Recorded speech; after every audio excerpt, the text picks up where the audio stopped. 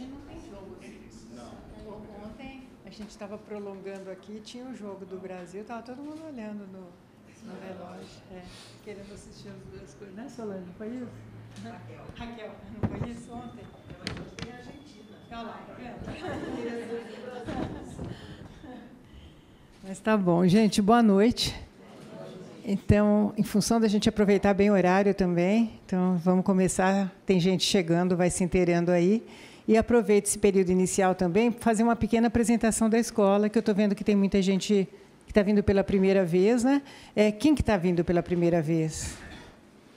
Isso é bem bacana, eu acho que é um tema que atrai novas pessoas aqui para a escola também, acho que isso é muito bom, véspera de feriado, né? Bom, para quem não me conhece, eu sou Nancy Tami, eu estou vereadora e estou diretora aqui da Escola do Legislativo.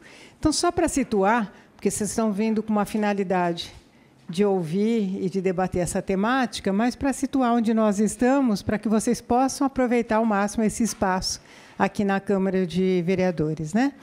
Bom, a Escola do Legislativo não é não é uma ideia nossa, na verdade, né? Ela surge lá na década de 90 e dá para entender, acho que hoje a gente vai falar bastante, vai se referir à Constituição. Então, quando a gente fala que isso surge na década de 90, é claro que tem um vínculo, né, com alguns pontos históricos também. E teve uma em Minas, mas depois o Senado ele traz as escolas do Parlamento, alguns lugares é chamado Escola do Parlamento, que era até minha preferência, e aí a gente tem as escolas do Legislativo, mas, no fim, é uma rede só. E ela surge mais para fortalecer o corpo interno do Legislativo. Então, isso em esfera, né, surge no Senado, então, um corpo nacional. E aí, para quê? Para que esses funcionários tenham maior formação, mais capacitação, para que esse poder possa realmente exercer melhor suas funções. Só que acaba tendo uma demanda externa e uma pressão para que essa escola abra para o público e para que tenha, então, o vínculo, né, a questão da cidadania desenvolvida com a população. Aí tem uma mudança na Constituição. Então, hoje, as escolas dentro dos parlamentos, seja municipal, estadual ou na esfera federal, eles têm um amparo na Constituição Federal, né? Então, tem um amparo para isso, porque isso a gente ouve muito também, quando abre espaço como esse, também tem um questionamento, sabe? Mas isso é função do Legislativo? Bom, eu acho que o grupo que está aqui para assistir esse tema, eu não tenho que explicar muito, né? Mas é claro que o poder legislativo é o poder que tem que estar muito próximo, todos têm, mas muito próximo da população, e ouvir a população para que ela realmente possa participar dos projetos, da fiscalização, dos debates, dos diálogos. E, nesse sentido, então, abre, e, assim, resumidamente, são mais de 200 escolas no Brasil, então, aberto ao público e também com a demanda interna. No estado de São Paulo, acho que nós estamos 44, mas tem 2 novas criadas. Acho que agora, essa semana passada mesmo, teve uma, de 46. Nós temos uma associação nacional e outra associação paulista. Sexta-feira que vem vai ter um encontro estadual. A gente faz um por semestre, em Campinas, e no outro semestre vai ser aqui aberto ao público. Tá? Vai ser dia 25 de outubro, se alguém quiser anotar, mas vai estar no link também aí da escola.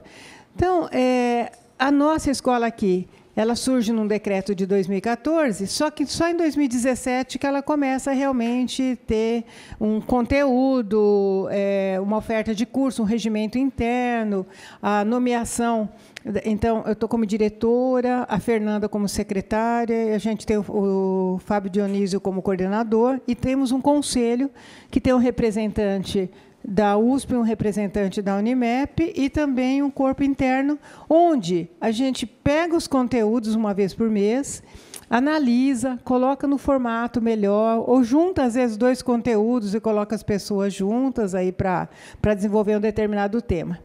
Esse material todo, esse conteúdo vai lá para o link, né? Vocês devem ter entrado no site da Câmara e tem um link lá da escola. Então, lá tem todos os conteúdos já desenvolvidos e aqueles que estão abertas as inscrições e aqueles que estão vindo. E quem que pode oferecer alguma coisa? Todo mundo. Ah, mas, Nancy, qual o grau de escolaridade? Qualquer grau de escolaridade. Morar onde? Morar em qualquer lugar, em qualquer bairro, em qualquer lugar do nosso município, ou também fora do município, né? Tem vindo gente de fora. Então, todo mundo tem alguma coisa para contribuir. Ah, mas eu não tenho um conteúdo com conceitual. Você vem com experiência de vida, faz uma roda de conversa. Para quê? Então, quais são as 3 frentes? Primeiro, promover a cidadania, para que a gente se sinta parte disso tudo. Porque, muitas vezes, a gente culpa lá e nós temos que estar junto, né? Segundo, fortalecer lideranças. Então, cada um de nós é líder, sem dúvida nenhuma, em algum lugar, em algum momento. E também difundir cultura, porque, sem lastro de cultura e de conhecimento, é difícil a gente defender, né? Pega um momento como esse. Então, se vocês quiserem participar, tenho dúvida, não sei bem se é isso, a Fernanda está aqui durante o dia, está aí o escritório, né, aberto, vocês podem mandar um e-mail, enfim, e venham participar conosco, tá bom? E aí, eu acho que aqui tem alguns lembretes, um deles tem os próximos cursos, vocês receberam aí uma folhinha, então a gente tem um seminário na segunda-feira à tarde, está bem interessante também, Sistemas e Direitos Eleitorais Fundamentais, um momento bom para a gente discutir isso. São, acho que, três participantes, são todos, acho que, ligados ali ao direito da Unimep. Aí tem Introdução à Astronomia, depois tem uma roda de diálogo Superando a Violência, Resolvendo os Conflitos Internos, e nós voltamos a ter uma palestra, né, com a temática ligada de hoje, com o nosso professor Adelino, na próxima quarta, que é aqui o conceito de dignidade humana como fundamento para os direitos humanos. Então, quem quiser fazer a inscrição e não quiser entrar no site, pode preencher a fichinha e deixar com a Fernanda. Tá? E aí você já vai estar inscrito para esse curso da semana que vem. E, então, também tem uma ficha de avaliação, que para nós é importante, que vocês aí façam uma avaliação, não só de hoje, deixem propostas, que algum tema que queiram que a gente aborde, enfim, tem aí para contribuição também. E vocês veem 2 coisas aqui. Primeiro, esse espaço só surgiu ano passado, porque a gente queria um espaço horizontal, com as cadeiras iguais, sem altar, sem cadeira de autoridade, nada disso, que a gente tem as cadeiras aqui, posso fazer roda de conversa, posso ficar nesse formato que está. Ali tem uma nuvem de palavras, que são as palavras que mais passaram por aqui até julho do ano passado. Então, acho para inspiração. E parece meio estranho ter uma lousa lá, um quadro negro, né, lá na entrada, com giz e apagador. Então, se vocês quiserem deixar uma mensagem, passa a gente propositiva, né? Passa a gente ali o dia inteiro. Então, é interessante que a gente vá também contagiando um pouco quem passa aí por um lugar como esse. Tem gente que fala, nossa, Nancy, isso aqui é um lugar tão duro, né? Tão difícil, eu nunca tive vontade de entrar, mas eu vim para a escola. E aí começa a entrar, aí vai ver um departamento, aí vem falar na tribuna, então está aberto para vocês, tá bom? Bom, eu agradeço imensamente o professor Adelino Francisco de Oliveira. Hoje, a gente estabelece termos de cooperação a todo mundo voluntário que vem aqui. Tem que acreditar, né? Porque claro que tem um custo manter a estrutura, mas é feito com voluntariado. E o Instituto Federal, né, de Educação, Ciência e Tecnologia, que a gente tem o privilégio de tê-lo aqui no nosso município, a gente estabeleceu o termo de cooperação.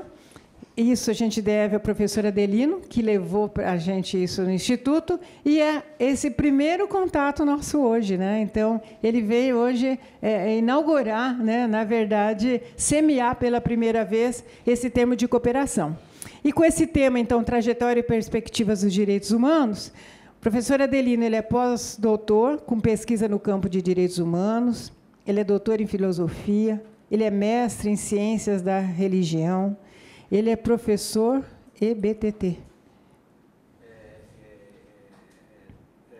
Ensino técnico e tecnológico. Ensino técnico e tecnológico de filosofia, no Instituto Federal de Educação, Ciência e Tecnologia de São Paulo, no campus aqui de Piracicaba. Ele também coordena o curso de pós-graduação Lato Sensu, Educação em Direitos Humanos, do IFSP, Instituto Federal de São Paulo, campus Piracicaba, coordenador do Núcleo de Estudo Afro-Brasileiro e Indígena, NEAB, também do Instituto Federal. Tá bom? Então, uma gratidão, e eu vim também para assistir, não é só para apresentar, não, porque eu acho que esse tema ele está vindo numa hora, quem sabe, dar um alento para todos nós. Tá bom? Obrigada, professor. Obrigado, Nancy. Obrigado. Pessoal, boa noite. É uma alegria poder estar aqui com vocês essa noite para a gente discutir um tema que é tão fundamental, tão importante, não é? Para pensarmos esse momento, a Nancy já acenou um pouco, esse momento que o Brasil passa e quais os caminhos, né? Eu diria assim, o que esse momento nos chama do ponto de vista da construção da nossa cidadania, inclusive, né? Eu quero agradecer a vereadora Nancy, que acolheu a possibilidade de estarmos aqui. Ela já me apresentou, não é? Eu sou professor do Instituto Federal.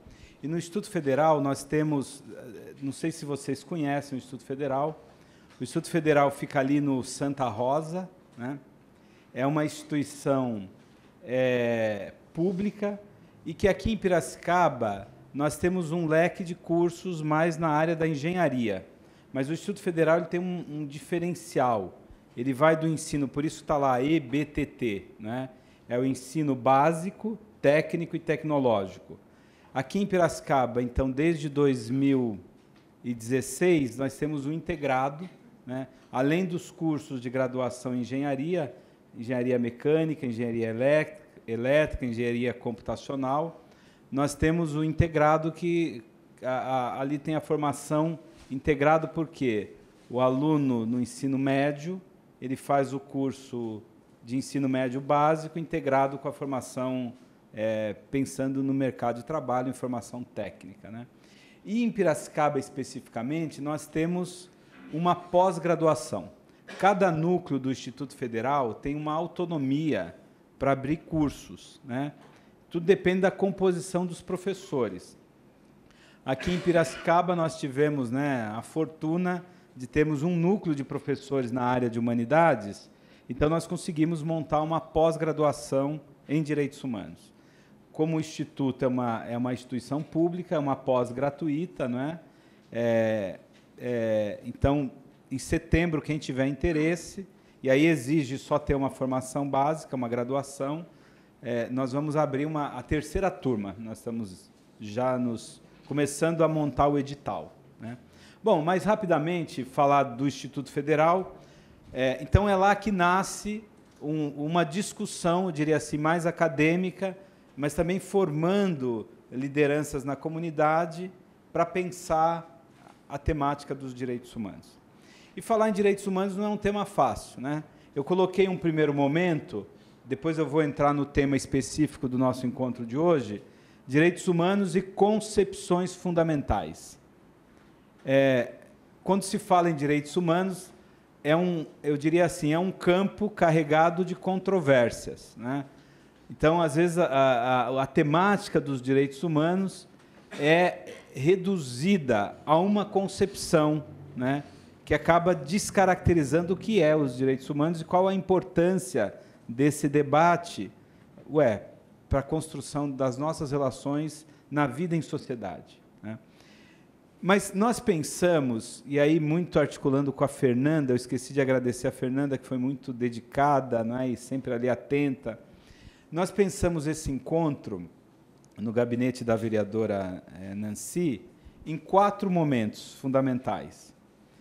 Esse primeiro momento seria mais uma passada a partir da história. Então, a gente vai entender um pouco, essa é a proposta, de como se construiu o conceito de direitos humanos, né? E por que ele é tão importante. Não é alguma coisa que nasceu de agora, né? Há uma longa trajetória. Num segundo momento, que seria o encontro da semana que vem, eu estou falando isso para ver se vocês, não é, podem fazer, né, possam fazer o curso inteiro. No segundo momento, nós vamos discutir o conceito de dignidade humana, que é um conceito, eu diria assim, fundante para a perspectiva dos direitos humanos. E aí, em agosto, tem mais 2 encontros. Nós vamos trabalhar a realidade, o cotidiano de violação dos direitos humanos, trazendo algumas questões, inclusive, para a nossa realidade de Piracicaba, não é? E o outro eu não me lembro, Fernanda. Direitos humanos, solidariedade e utopia. Esse último é fundamental, porque nós vamos avançar para uma perspectiva. Como é que seria, né, a base de uma sociedade pautada nos direitos humanos? Por isso que aparece a palavra ali, utopia, não é? Uma realidade que ainda não existe, mas que nós devemos trabalhar para construí-la, né? Tá bom? Então, eu vou começar apresentando um conceito bastante básico dos direitos humanos, né? Que é a noção dessa perspectiva fundamental. Então, qual é a nossa perspectiva de saída, né?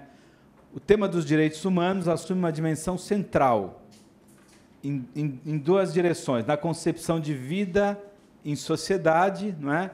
Na concepção do que é a vida. Então, a gente vai perceber que, ao longo da história, a nossa visão, né, principalmente no campo, no mundo ocidental, a visão sobre direitos humanos se alargou muito, porque a concepção do que é a vida também se alargou, né, se ampliou.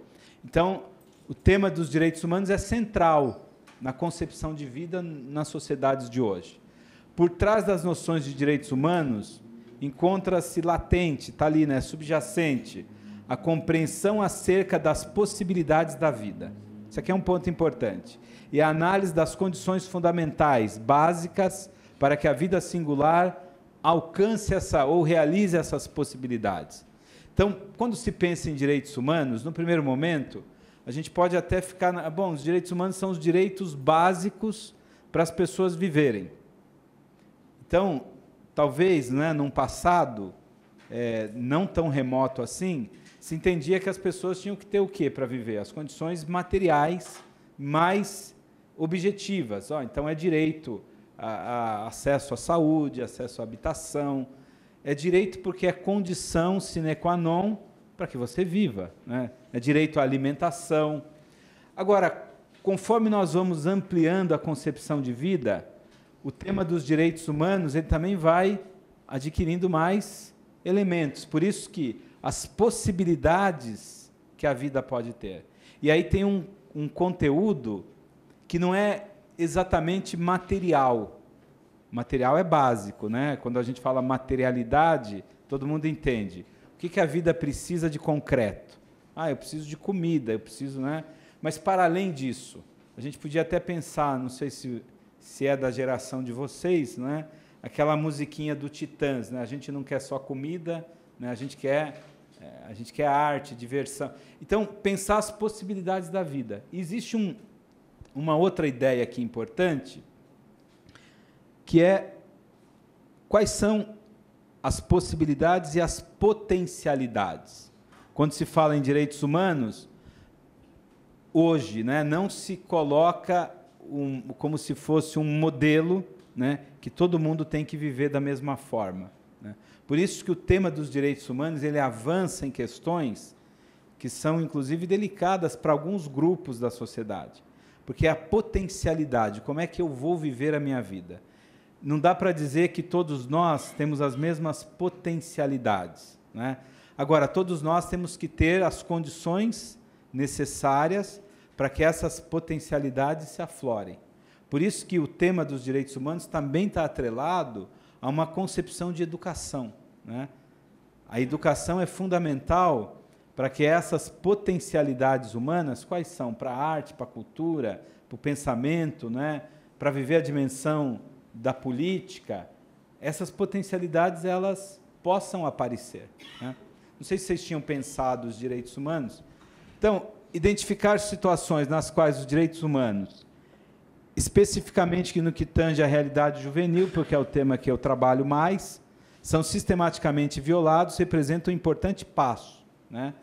Então, aqui no Brasil, nós temos uma realidade de negação de direito, de inexistência, e uma realidade também de violação. Quando a gente pensa na construção legal, né, da garantia, por exemplo, da Constituição de 88, então, quando não se concretiza aquilo que está garantido na Constituição, você tem uma violação, né? Ou em realidades que você até não só desconhece o documento, né, a Constituição, como você tem situações de total ausência de perspectiva, né? A gente está falando aqui da vida que aflora, mas há no nosso país realidades, há em Piracicaba realidades, né, que as condições básicas de vida, elas não são só violadas, como elas são negadas, né? Então, como é que nós podemos, primeiro, entender, né? É preciso fazer um diagnóstico dessa realidade, e aí, usando um critério, qual é o critério de julgamento, não é? Quando a gente vai fazer um debate, seja em qualquer campo, ou qualquer que seja o nosso campo partidário, né, há um critério de julgamento.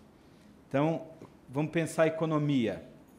Qual é o nosso critério a partir dos direitos humanos? Bom, a gente precisa ter uma dinâmica econômica que garanta os direitos de todos os cidadãos. Nós somos em quanto? Somos mais de 200 milhões de brasileiros, né? Então, é preciso pensar... Então, esse é o critério.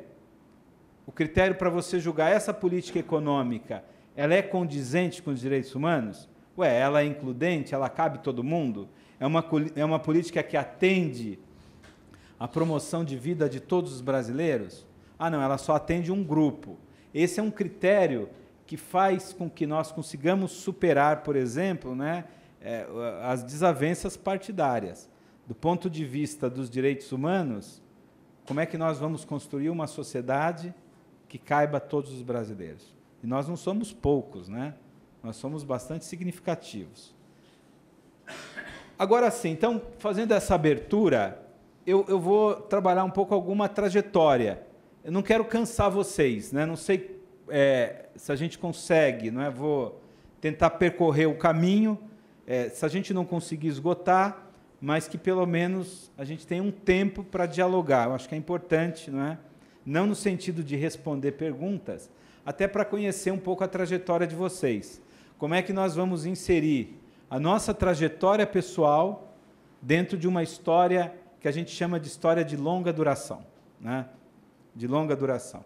Não sei se vocês, no universo que trabalham, as pessoas hoje tendem a dizer o seguinte, depende se você fala, olha, eu quero uma sociedade que caiba 200 milhões de brasileiros, você é rotulado, né? Alguém vai dizer, olha, mas então você é comunista, não é? Ou você pertence, qual é o seu partido, né? Mas esse tema não nasceu agora. Quando se defende direitos humanos, eu gosto de fazer aqui me reportar aquilo que a gente coloca do imaginário de longa duração. Nem todos os autores fazem exatamente esse percurso. Eu vou começar para vocês entenderem, né? Então, aqui eu já coloquei, mas é mais um elemento, eu diria, conceitual. Os direitos humanos constituem-se como dimensão fundamental para a proteção da vida. Ao longo da construção histórica da noção de direitos humanos, a própria concepção de vida humana, né, e suas possibilidades foi ampliada, como eu já disse, alcançando alto nível de complexidade. Nós vivemos uma sociedade que nós entendemos, se a gente perguntar, talvez para os nossos avós, né, o que é viver? Talvez tivéssemos uma resposta, não é? E hoje, quando nós pensamos na vida, nós colocamos quantos elementos, não é? A vida está cheia hoje de possibilidades. Aquela ideia de que, olha, cada um vai crescer, vai ter seu emprego, vai casar. Quer dizer, as pessoas hoje pensam a vida numa perspectiva muito mais, para a gente não ficar muito, né, muito mais complexa, não é? Então, compondo uma relevante conquista da humanidade. A nossa concepção de vida humana é também uma conquista, é uma construção cultural, né? Por isso que a gente ouve alguns debates hoje que parecem estranhos, não é? Porque fala, pô, mas nós já passamos muito por isso, né? Nós estamos muito mais na frente. E algumas coisas que aparecem aí, e você fala, pô, mas esse debate ele é razoável, né? Do ponto de vista da grande construção. É preciso dizer que quando falamos de direitos humanos, apesar de receber a concepção, receber influência e contribuição de várias culturas, mas esse é um recorte ocidental, né? Então, nós nos deparamos com uma forma de conceber a vida que foi construída no Ocidente e que tem um problema, foi construída de maneira teórica, mas está ali como um grande... Por que maneira teórica? Porque nós não conseguimos realizar o projeto dos direitos humanos, do ponto de vista da efetivação de uma sociedade atenta a esses direitos, né? Isso não é um problema só nosso. É evidente que algumas sociedades no Ocidente estão mais próximas de um modelo de vida, né, mais alinhado a uma concepção de direitos humanos. Nós, aqui na América Latina, não só no Brasil, na América Latina, temos problemas históricos, né? Estamos um pouco mais distantes, mas há um trabalho, há toda uma perspectiva de construção, né? Bom, apesar de constituir-se como ideário, então é isso que eu estou dizendo, né? E em alguns momentos meramente formal e abstrato. Por que abstrato? No encontro de agosto, a gente vai ver uma série de charges que mostra realidades onde você fala em direitos humanos diante de situações que são totalmente adversas. Por isso que, às vezes, o conceito é abstrato. Abstrato porque é uma ideia, né? A gente não precisa ir muito longe, né? Nas nossas comunidades aqui em Piracicaba, muitas vezes nós nos deparamos com a abstração da ideia, né, de moradia. Às vezes a ideia de moradia com dignidade é uma abstração. Vocês entendem isso, não? Né? É uma abstração. Quando a gente pensa a questão da saúde, né, a Constituição fala... Obrigado. A Constituição fala para nós, né, a saúde é um direito de todos os brasileiros, né? Bom, quando a gente vive uma realidade de usar, né, os postos de saúde, a saúde pública, a gente se depara e fala, pô, mas isso aí é uma ideia, né, a ideia abstrata, que precisa virar realidade. Esse é o grande desafio. E essa é a grande crítica de alguns pensadores aos direitos humanos. Não vai muito longe você sair daqui e um monte de morador de rua deitado. Como é? A ideia do direito à moradia, né, como um direito básico, hein? A gente está falando aqui, a gente começou no primeiro slide, pensando possibilidades, uma vida que se amplia, né, em todos os sentidos. E aí você se depara com situações onde aquele direito mais básico é inexistente, né? Professor, pois não. só pegando o gancho da senhora que falou, está tendo no plenário lá justamente essa questão dos direitos dos moradores de rua. Nesse exato momento está tendo uma audiência pública lá. Que é um debate importante, né? É evidente que lá, certamente, a gente vai ter uma discussão que avance, né? Aqui a gente vai falar, talvez ainda de maneira teórica, no encontro de hoje, mas essas intervenções elas são importantes até para que o nosso tema ele não se torne uma abstração total, né? Porque senão a gente sai daqui idealizando, quando chegarmos, por exemplo, né, no plano da Declaração Universal dos Direitos Humanos, dos documentos fundamentais que nós aqui no Brasil produzimos, né? E aí a gente sai com a ideia, nossa, nós alcançamos tanto, né? Mas nós alcançamos de maneira ainda formal. É preciso que, além do direito, né, garantido na lei... Tá ótimo. Como é gravado, então, acho que é melhor a gente deixar para interação no final, ou tem um microfone que a gente passa, que também é bacana esse tipo de interação, viu? Fiquem à vontade, então. Se precisar falar, a gente pega o microfone, né, e fiquem à vontade. Então, agora, veja aqui, ainda uma... Deixa eu ver se eu não passei... Aqui, ainda uma percepção preliminar, inicial. Há um estreito vínculo entre todos os direitos. Então, é preciso pensar direitos humanos não de maneira fragmentada, não é? Mas há uma relação causal. E aqui eu coloquei relação causal porque foi um trabalho que eu fiz em Piracicaba, depois eu posso falar dele, não é? Que foi o tema do meu pós-doutorado, de analisar a relação da educação, do trabalho e do direito à vida, né? Em algumas... a gente pode depois falar disso, né? Mas é preciso pensar que todos os direitos eles estão vinculados, né? E há uma relação de causa e efeito entre o direito à educação, por isso nós precisamos cuidar muito da temática da educação, né? Porque o direito à educação está vinculado a uma perspectiva de trabalho e, no limite, para muitos dos nossos jovens em comunidades carentes, né, fragilizadas, é o próprio direito à vida que se coloca em questão. O que eu estou querendo dizer, de forma mais simples, né? Você tem uma realidade do não acesso, né, por muitos fatores, à educação. O que isso te joga, né? Ao trabalho precarizado, né? E, no limite, para muitos jovens e muitas comunidades, inclusive em Piracicaba, esse trabalho é a serviço do tráfico de drogas, né? E aí você tem a vida do ponto de vista, não a vida simbólica, né? Perdeu a vida, né? A vida por conta do número de jovens que são assassinados, né? Aliás, no Brasil, isso é aterrador, né? Esse deveria ser o tema das nossas discussões em todo momento, né? Não só discutirmos que hoje no Brasil o tema da fome voltou, né? Mas discutirmos também o extermínio dos jovens nas comunidades de periferia. Por isso que falar de direitos humanos não é um tema fácil, né? E não é um tema, eu diria assim, agradável. Mas essa é uma questão que eu vou trazer dados para o encontro de agosto para a gente falar dessa situação. Pode falar, querida. Deixa eu pegar o microfone. Posso usar aqui?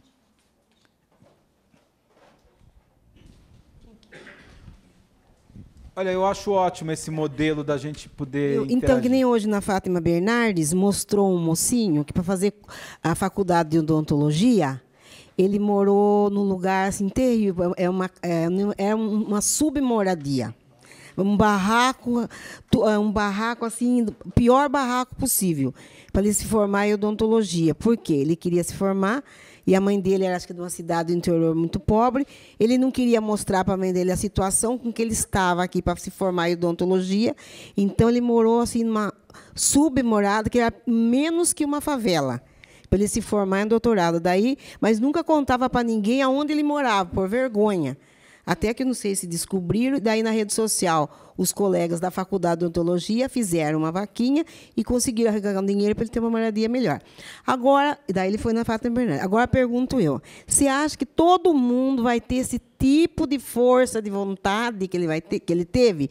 De maneira nenhuma. Por isso que, nem se falou, negócio de tráfico, era muito mais fácil. Ele teve que fazer um tamanho esforço sub-humano para poder fazer uma faculdade, né? Então, quer dizer, por isso que a maioria dos jovens fica assim, porque é muito mais fácil, então, você traficar, porque você vai ganhar dinheiro, do que fazer aquele esforço para fazer uma odontologia, sendo que você quer uma faculdade cara, mesmo que seja gratuita, porque você tem que comprar todo o material, né? E o material, por exemplo, se formar, é caríssimo, né?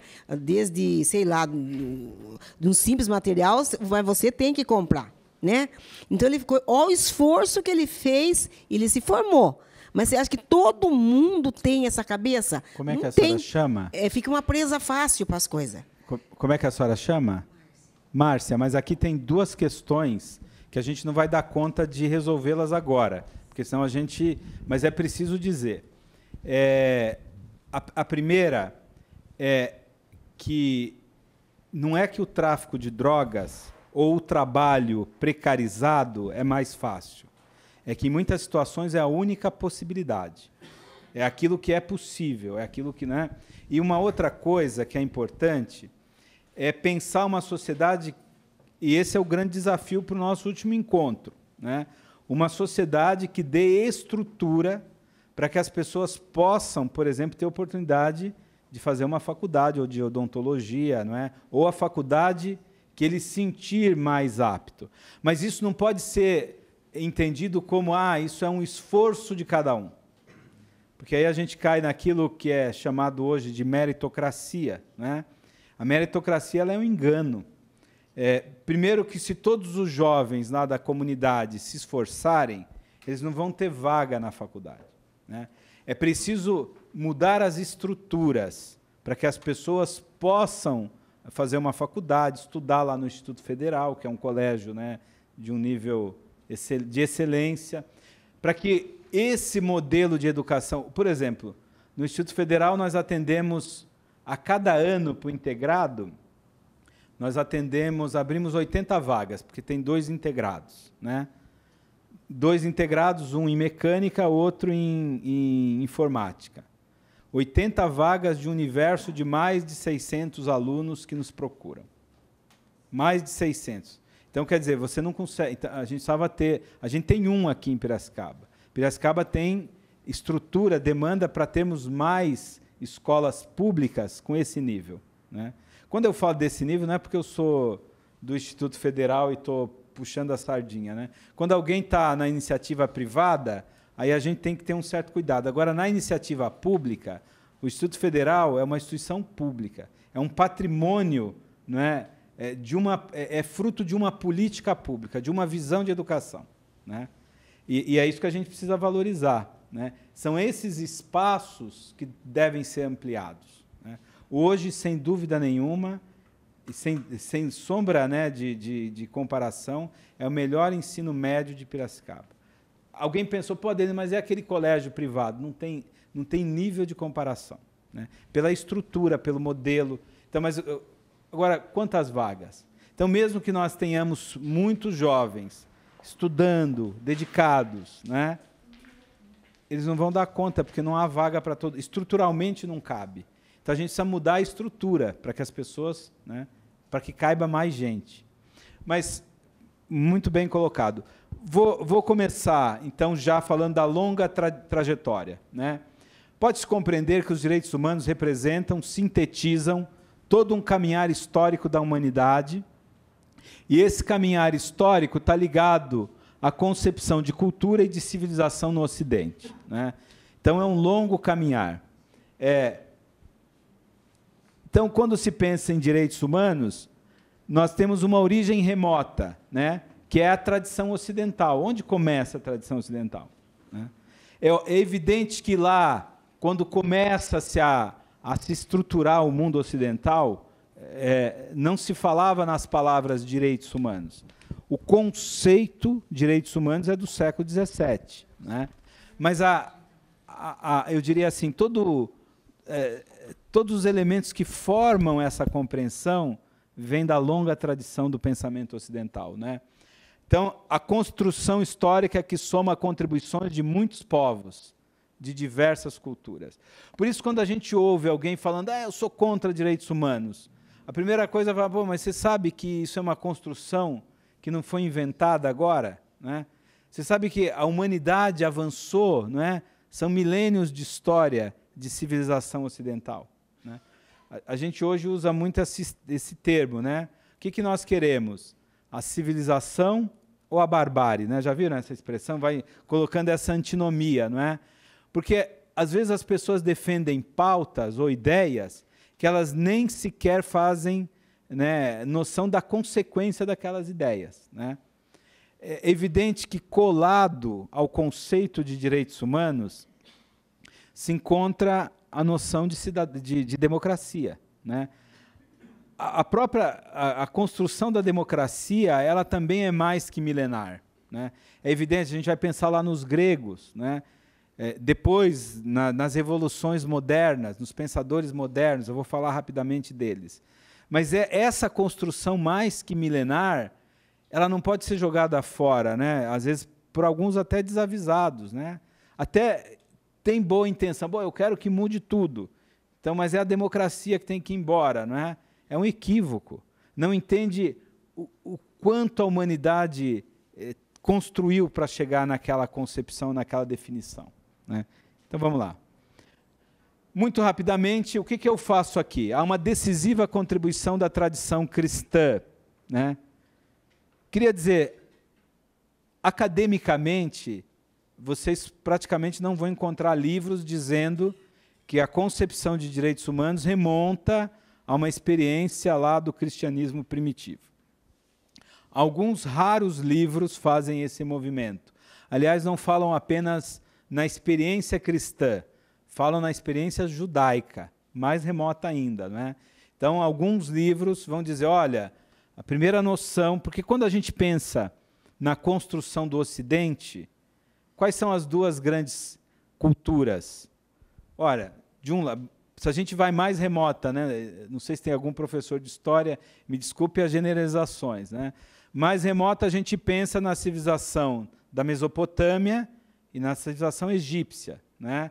Lá o Oriente é chamado de Oriente Próximo, né? Ou a Antiguidade Oriental. Mas avançando um pouquinho dessas duas civilizações, Mesopotâmia e Egito, nós vamos ter os gregos e, do outro lado, os judeus, né? Os gregos com a filosofia, não é isso que a gente sabe? Né? E os judeus com a tradição o quê? Com a tradição do Antigo Testamento, com a tradição bíblica. Não é? Dessas duas culturas há um casamento. Quem que promove? O Império Romano. O Império Romano faz com que os gregos, com a sua filosofia, no período chamado helenismo, encontrem os judeus com a sua visão e a sua concepção religiosa. Desse casamento nasce a civilização cristã. Então é preciso pensar que ali no berço, né, da nossa civilização, no horizonte do cristianismo, o ideário de perdão, de serviço, de amor, de fraternidade, aparece como elementos fundantes de uma concepção antes de dignidade humana, depois de direitos humanos. Não sei se vocês concordam, né? No período medieval, a predominância de concepções teológicas, né? Não há uma preocupação teórica com a questão do humano, a questão é mais a relação com o sagrado. Todo o pensamento medieval tem uma perspectiva pautada, né, no debate teológico, não é isso? Então, você não tem um avanço significativo, você tem pontualmente uma ideia na Idade Média. Qual é a ideia? Que vem da tradição do pensamento medieval, né? O homem é filho de Deus, se ele é filho de Deus, ele é portador de uma dignidade, né? Quando a gente lê, por exemplo, Santo Tomás de Aquino, que é um grande filósofo do século XIII, né? Santo Tomás de Aquino vai dizer o seguinte, você está no período medieval, né, a ideia da propriedade da terra do Senhor, e ele vai ressaltar que a terra ela tem um valor social. O que é o valor social? Né? A propriedade deve estar a serviço das necessidades humanas. Né? O valor social, então Santo Tomás vai dizer, se alguém tem necessidade, ele tem que ter uma terra para cultivar. Né? E aí já começa uma perspectiva de direito. Né? Bom, humanismo renascentista, aí sim, a valorização de dimensões do humano, e no período do Renascimento, principalmente, aquele movimento que é chamado de humanismo, a filosofia humanista, né?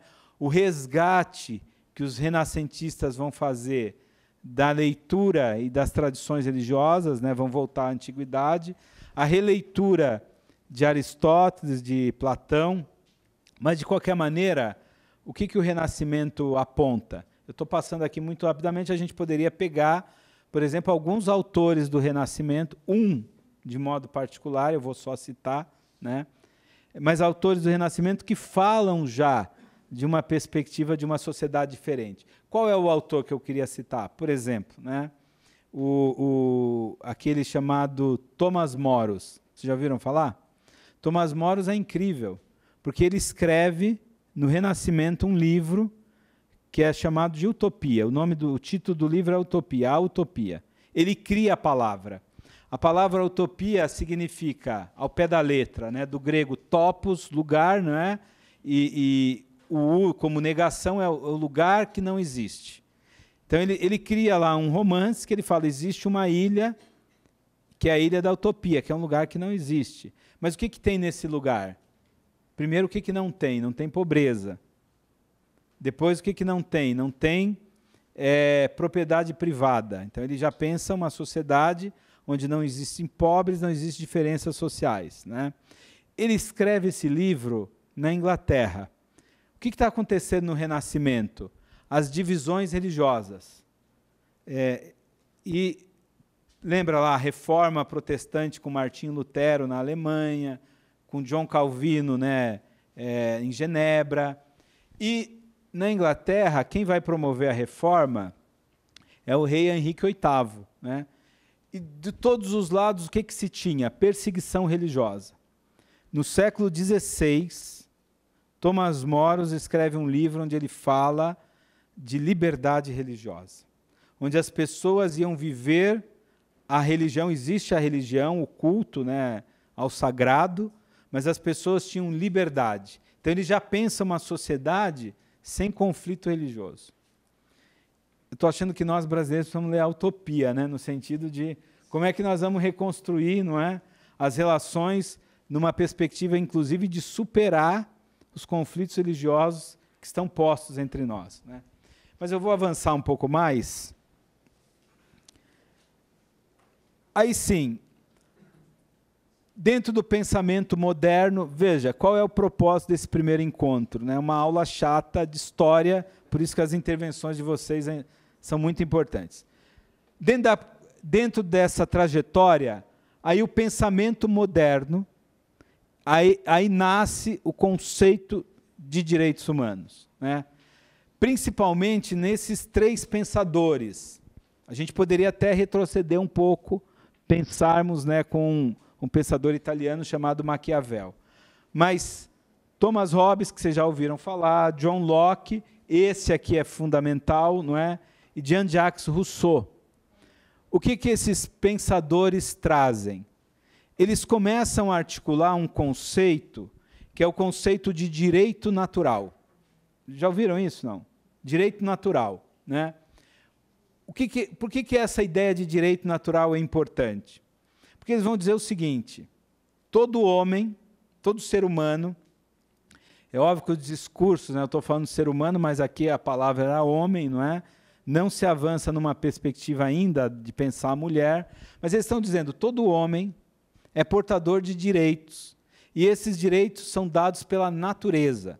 São todos pensadores que têm uma visão, inclusive, religiosa. Está se rompendo com a leitura religiosa, no sentido da religião definir o poder, mas a religião ainda é o substrato, a leitura cristã ainda é o substrato, né? Ainda é a referência. Por isso que chama-se justnaturalismo, os direitos naturais, né? E o que seriam esses direitos naturais? Ué, se nós somos seres criados por Deus, né, naturalmente nós temos alguns direitos. O primeiro deles, o direito à vida, né? Então, a vida como um direito. Esse é um ponto importante, não é? Depois, aí pensando, né, com John Locke, principalmente, ele vai falar, dentre os direitos naturais, o primeiro é o direito à vida. Todo mundo. E o que quer dizer direito à vida? Quer dizer ter as condições para que você viva, né? A gente dizer assim, olha, as pessoas, todo mundo tem direito à vida. Ué, qual é a consequência disso? Direito à vida significa ter os meios para viver, ou não, né? Ou só, né? Então, quais são os meios? Aí ele vai dizer direito à liberdade. A liberdade significa que o homem é livre para se autodeterminar. O John Locke, por exemplo, ele só coloca um impeditivo. Ele vai dizer, só não é livre para suprimir o direito do outro. Eu tenho liberdade de tudo, menos liberdade, não é, de tirar aquilo que é direito do outro. Mas eu também não tenho liberdade de cometer algum ato contra eu mesmo, né? No sentido de que há uma visão de que a vida é um dom de Deus. Então, John Locke é um teórico, mas tem um substrato religioso. Então, o homem não pode agredir, ele não pode se infringir algo que fira o direito à vida. Ele não pode tirar a própria vida, por exemplo, né? E depois, dentro dos três direitos, John Locke fala do quê? Do direito à propriedade. Esse é um tema importante, porque a propriedade não é exatamente, no pensamento do Locke, a propriedade no sentido da terra só. A propriedade é tudo aquilo que o homem produz e que o homem pode produzir. Então, direito à propriedade, a gente poderia falar, só para provocar vocês, não é? Quando se fala na reforma da Previdência, a gente vai falar, pô, mas eu tenho um direito previdenciário, e a Previdência é uma propriedade. o conceito de poder se aposentar como uma propriedade que eu tenho. Esse direito ninguém pode me tirar, né? Mas eu quero avançar um pouco para vocês entenderem a estrutura desses três pensadores. O que o Thomas Hobbes fala? Então, a ideia do justnaturalismo está presente, né? Eles dizem o seguinte: a sociedade sai daquilo que eles chamam de estado de natureza, é o primeiro a escrever, Thomas Hobbes, não é? E o homem em sociedade organiza o Estado, né, a sociedade civil. Então, como nós vivemos em sociedade, nós saímos do estado de natureza. O estado de natureza era regido pelo quê? Por leis naturais. Agora, na sociedade civil, nós temos nos organizar para que essas leis naturais sejam garantidas. Qual é a função do Estado para esses pensadores? Garantir o direito que é natural. Então, aqui é uma questão muito interessante que aparece nos debates hoje. Às vezes, outro dia, alguém falava assim, mas fica aí querendo direitos, né? Eu não quero nada, não quero que ninguém me dê nada. A noção de direito não é nada dado.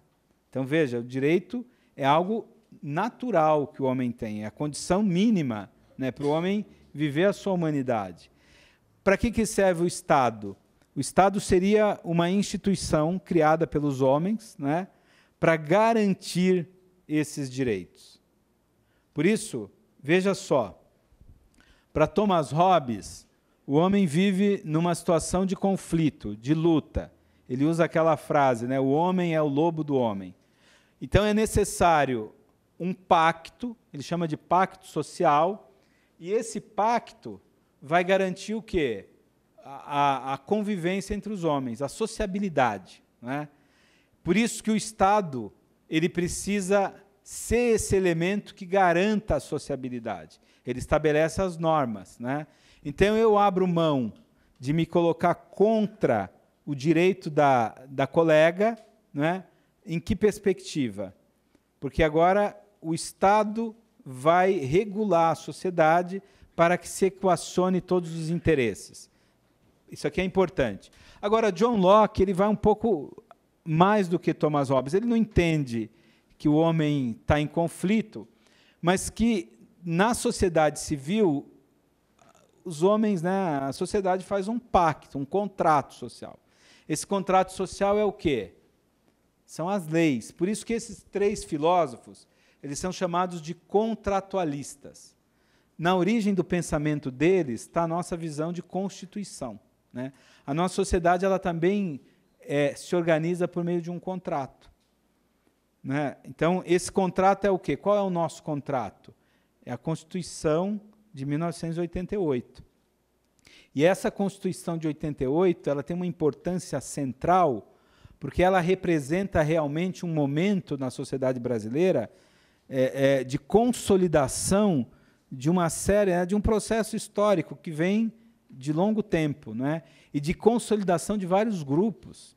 Quando a gente pensa quem eram as forças que estavam por trás, né, da elaboração da Constituição. Se a gente citar aqui os partidos, né, são muitas forças partidárias, inclusive, movimentos sociais, né, movimentos de igreja. Você tem um leque, é um momento que a sociedade ela chega num consenso. É aquilo que o Rousseau chama de vontade geral, né? A vontade geral é essa vontade consensuada, por isso que ela é tão forte, né? Então, a Constituição de 88 ela é um marco de um movimento, né, e de um processo histórico que o Brasil passou. E o John Locke, então, ele vai falar, esse é um contrato, né? Só que esse contrato ele tem um limite, ou ele só existe para quê? Para garantir os direitos, né, que são naturais. Então, a sociedade se organiza para que todos os cidadãos tenham os seus direitos garantidos. Por isso que é estranho, se eu tivesse, né, a liberdade de dizer, num momento que nós pensamos em tirar alguns direitos de algumas, eu diria, de porções da população, né? Por que é estranho? Porque a ideia moderna, né, e aqui a gente não está nenhum desses pensadores, talvez o Rousseau um pouco mais duro, né, mais radical, mas nenhum desses pensadores seria hoje, né, ou seria catalogado como pensadores de esquerda, né? A gente nem cita, nem vou falar dos... esses pensadores são marcos para o pensamento liberal. E eles estão dizendo que a sociedade precisa se estruturar, mas não parece evidente isso? Para que os cidadãos tenham seus direitos garantidos, né? Nós vivemos hoje um momento emblemático, né, e difícil no Brasil. Porque o que se debate é, para que lado que nós vamos? Como é que nós vamos construir um país com essa diversidade, que considere a nossa diversidade, né? Eu faço parte de um núcleo de estudos, que é Núcleo de Estudos Afro-Brasileiro e Indígena, né? Então, nós estamos trabalhando um tema que é o tema do afro, né? do afro-brasileiro, do indígena, que parece que, nesse momento, na discussão, né, não tem mais relevância. Mas, veja, não só a questão do afro, mas a questão da diversidade, a diversidade étnica, a diversidade religiosa, a diversidade de gênero, né? Como é que nós vamos construir um pacto social que dê conta dessa diversidade? Esse é o nosso desafio. A senhora quer falar. Tem o microfone que a Fernanda vai trazer. Falou na questão... Então, Pois não. esses dias que eu coloquei aqui já, que é aquele que o pessoal indígena da Amazônia foi procurar o Papa para pedir socorro na situação deles. E agora o Papa vai fazer com que as mulheres lá, por exemplo, sejam diáconas, as mulheres indígenas, os índios lá, mesmo casados, se ordenem a padre, né? Porque através do Papa eles têm que conquistar o direito à dignidade, pelo menos a terra, pelo menos o mínimo para eles poderem sobreviver. Quer dizer, eles saíram daqui do Amazonas, foram lá na Itália atrás do Papa, índio brasileiro, procurar os direitos dele através da religião. Quer dizer, o tipo de socorro que eles foram pedir. Sair daqui para pedir socorro religioso, quer dizer, assim, é uma coisa assim que eu acho assim absurda, quando podia ter resolvido aqui mesmo. Por dois motivos, né? Porque o Papa Francisco, ele hoje é uma liderança que vai além do espaço da catolicidade. Ele é uma liderança do ponto de vista mundial.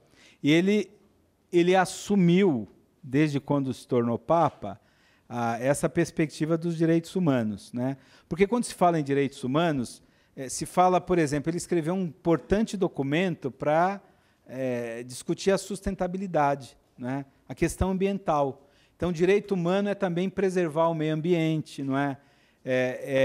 E a questão dos indígenas no Brasil, porque começou um discurso entre nós que é o seguinte: agora, outro dia tinha um comentarista na televisão dizendo, agora nós não vamos ter mais a pauta das minorias. Agora a nossa pauta é um equívoco. Primeiro que o comentarista ele achava, né, que quando se fala minoria, é minoria numérica. Então ele fala, agora a pauta é das maiorias. Eu falo, então nós vamos avançar no campo dos direitos humanos, das políticas sociais, né? Porque esse é o tema da maioria dos brasileiros. Agora, quando a expressão minoria não é numérica, é você olhar para aqueles grupos que estão mais fragilizados. Então, por isso que se pensa na questão do negro, na questão indígena, no tema das mulheres, né, na temática do gênero. Né? Então, a pauta das minorias é no sentido daquelas pautas mais fragilizadas, né, e menos atendidas na sociedade. Né? Bom, mas eu vou avançar um pouco para dizer o seguinte. Então, o que esses três... E aqui eu vou ter que fazer uma provocação, a Nancy que segure as pontas, porque o John Locke, Nancy, ele diz o seguinte: o que equaciona uma sociedade? O que traz coesão? Primeiro, o pacto. As pessoas... Mas elas não fazem um pacto à toa. O pacto é feito para garantir direitos. Não é isso? Direito à vida, à liberdade e à propriedade. Propriedade no sentido mais amplo. Né? Agora, se esse pacto, o que garante esse pacto? Está lá, né, no segundo tratado do governo civil. O que garante esse pacto é a figura do juiz. Então, para Locke, porque o que está nascendo aqui é o fim da ideia do governo monárquico, né, do rei, do absolutismo, né, que tinha direito divino, e agora os teóricos estão dizendo, não, aquele governa porque o povo escolheu. São as bases da ideia da democracia, né, inspirados no mundo antigo, inclusive, na República Romana. Agora, veja, ele vai dizer, então, quem vai garantir o equilíbrio na sociedade? O juiz, o legislador. Por que o juiz? Porque todos nós somos livres. Nós estamos em disputa. Numa disputa, se ela é mais forte do que eu, ela pode se impor. Mesmo que eu tenha cometido um crime, aí eu vou revidar. E aí eu ajo com mais força ainda. E eu que teria razão, me torno um agressor, porque eu ajo com parcialidade, não é? E aí, então essa violência nunca acaba. Vocês lembram aquela história, né, na antiga, inclusive na cultura brasileira, não é? A ideia da vingança, né? Então, não sei se vocês chegaram a assistir aquele filme Abril Despedaçado, que faz menção àquela dinâmica da cultura, né, de alguns lugares do Nordeste do Brasil, que você comete violência contra um, aí você mata o outro da outra família, e isso é um ciclo de violência que nunca acaba, né? É uma violência que desencadeia mais violência. Como é que se supera isso? Com a ideia de justiça. Se eu sofro uma violência, né, que no final é a ideia do direito. Então, o John Locke fala, o que vai organizar a sociedade é o direito, né? É o direito de todos. Mas como é que se resguarda esse direito? O juiz, que não cria as leis da cabeça dele, mas que ele aplica o direito. E vocês sabem o que o John Locke fala? Ele diz assim, está lá no texto do século XVII, ele diz assim, um juiz é íntegro e imparcial. Ele fala, é isso que sustenta uma sociedade. Agora, se você não tem o juiz imparcial, o que acontece? É o John Locke, né? Ele diz assim, acontece que as pessoas perdem a referência do direito. Porque sem o direito, você não promove o quê? A justiça. O direito que leva à justiça, né? Por isso você precisa ter a imparcialidade daquele que julga para estabelecer a justiça. E a justiça vai equacionar, porque se nós estamos em disputa e vem um juiz neutro e ele faz valer o direito, eu não vou me vingar. Se eu fui penitenciado, ou se eu fui punido, né? Porque eu tenho que entender que esse é o limite. O limite é o direito do outro, né? É o direito que se coloca. E aí ele diz o seguinte, quando a sociedade perde essa dimensão do direito, ela se dissolve. E ela volta, ela perde a dimensão do Estado, né, no sentido da sociedade civil, e ela volta para um estado de guerra. E aí John Locke lembra um pouco o pensamento do Hobbes, né? É a guerra de todos contra todos. Por isso que a sociedade precisa resguardar o direito. Qual direito a gente está falando? Os direitos humanos, né? Então, não é isso que vocês estão pensando, é os direitos humanos. Esses direitos, né? Porque quando nós entramos na disputa do todos contra todos, no estado de guerra, a sociedade se autodestrói, né? De uma certa maneira, quando a gente olha para a sociedade brasileira, a gente fica assustado, as teorias do John Locke se encaixam, não é? Se nós não estabelecermos o princípio do direito, onde nós vamos chegar? Esse é um princípio que tem que ser inabalável, né? O John Locke é duro, ele fala, aquele, não é, que for o mau juiz, o mau legislador, e lançar a sociedade no estado de guerra, esse precisa ser punido severamente, porque ele está destruindo a coesão social. Ele está tirando o pacto social. E esse pacto, e aí ele fala, o povo tem direito, ele cria uma categoria que é direito à resistência. Qual é o direito à resistência? É o direito a resistir, não é, a um Estado que não cumpre a sua função, que é promover os direitos, para que eu possa viver, não é? Às vezes outro dia eu estava num debate, e tinha alguém, né, defendendo a reforma da Previdência, e dizendo assim, olha, é preciso que as pessoas façam um sacrifício. Aí você olha, mas quem que vai fazer o sacrifício? Porque quando você pede alguns sacrifícios, Adelino, dá para você fazer, eu vou brincar aqui, a Nancy fala, dá para fazer um sacrifício? Você vai lá, vamos fazer uma palestra gratuita, né? A gente, quer dizer, não é um sacrifício, é um prazer, né? A gente vem, claro, porque existe um sentido maior. A gente faz uma palestra, não é? A gente discute, passa algumas horas agradáveis. Mas quando você pede um sacrifício, que significa a vida da pessoa. Se você é religioso, você fala, bom, eu vou agora abrir mão de poder me aposentar ou de poder ter uma vida com dignidade, mas quando eu morrer eu vou ter tudo isso. Você pode ter essa visão, como é que chama, né? Escatológica. Pensar na vida depois da morte, né? Mas o Nietzsche vai dizer, né, a gente só tem essa vida, né? E se não tiver, né, se você pede o sacrifício que é a minha única possibilidade de viver, quando você tira, por exemplo, a possibilidade de crianças terem uma educação decente, né?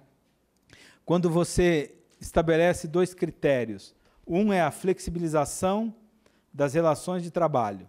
Então agora eu posso não ter contrato. A outra é dizer, se eu não tiver contrato, não tiver quantos anos, né, em carteira, né, 35 anos, 30 anos comprovado, eu não vou me aposentar, né? Então, quer dizer, eu vou flexibilizar, não vou ter carteira assinada, então, tudo bem, eu recebi agora, mas depois eu também não vou ter direito a... Então, me tirou tudo, né?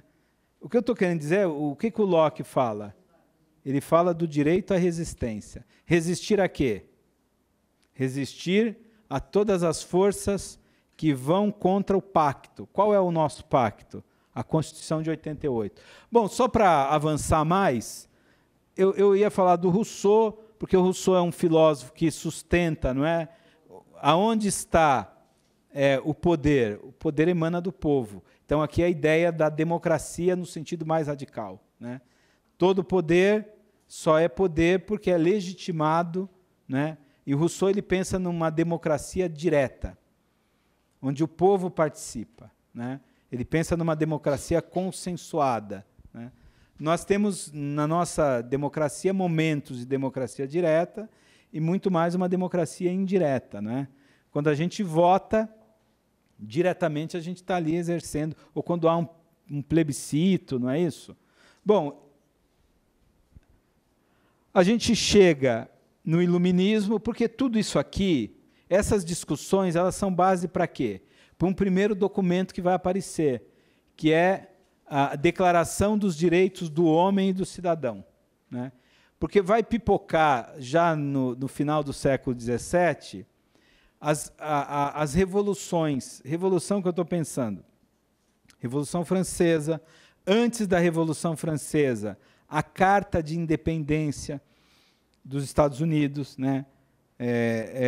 Do Estado da Virgínia. Isso significa que todo esse debate vai levar a uma concepção que o homem é livre, que o homem tem direitos, e aí começa o tema dos direitos humanos.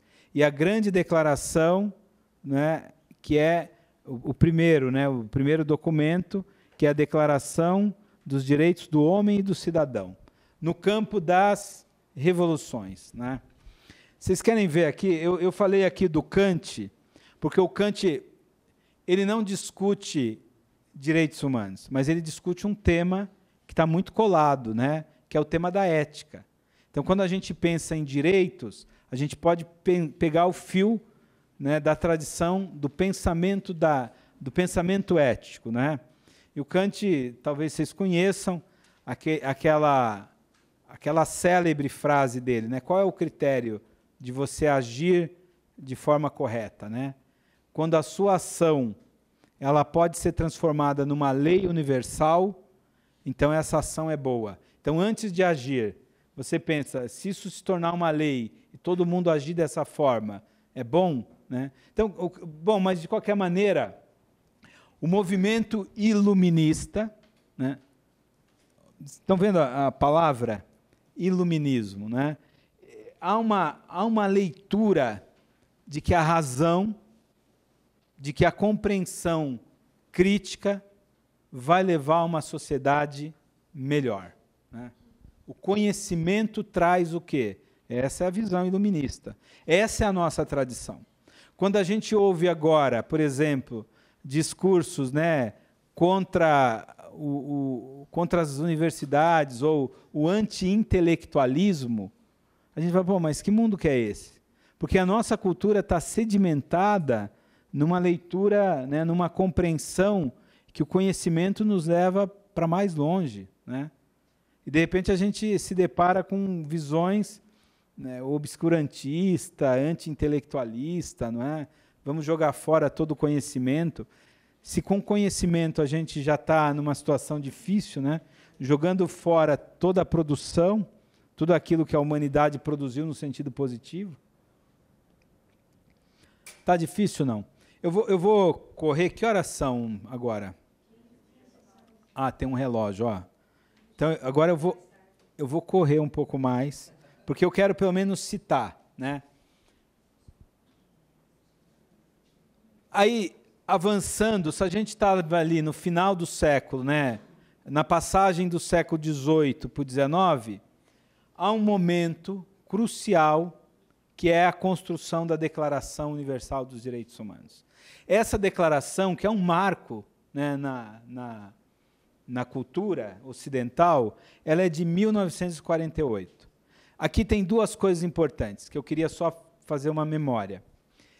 Muitos autores dizem assim: a Declaração Universal é uma resposta aos horrores da Segunda Guerra Mundial. O que eu estou querendo mostrar para vocês é que ela não é só uma resposta, ela é fruto de todo um caminhar da humanidade, é toda uma trajetória, mas ela é também uma resposta. O que acontece na Segunda Guerra Mundial? Acontece atrocidades, não é? Acontece o Holocausto, no limite, os campos de concentração, né? É o horror, né? Às vezes nós brasileiros parece que precisamos de experiências empíricas, não é? Experiências empíricas quer dizer o quê? Parece que a gente precisa viver a experiência para entender o que é um estado de horror, né?